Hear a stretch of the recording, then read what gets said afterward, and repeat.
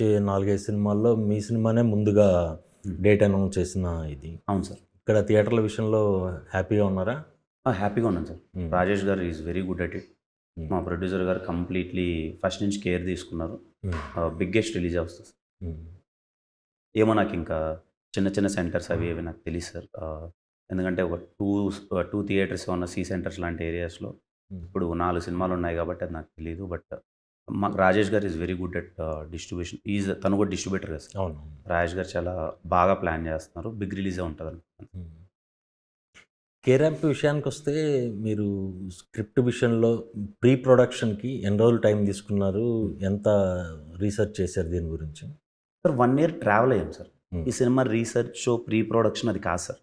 కేరాంప్ అన్నది entertainment, not more technical stuff. ఏదో టెక్నికల్గానో లేకపోతే ఇంకోటో లాజిక్స్ ఇలాంటి సినిమా కాదు సార్. ఇదేంటంటే ప్యూర్ ఆఫ్ వైబింగ్ ఫిల్మ్.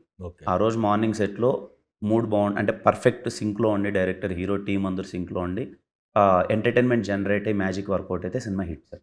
అది ఇది ప్రీ ప్రొడక్షన్ అదేం కాదు. నేను నాని మంచి సింక్లో ఉన్నాం అంది. ఇద్దరం కూర్చొని సరదాగా 10 నిమిషాలు మాట్లాడుకుంటుంటే నవ్వుతున్నాం.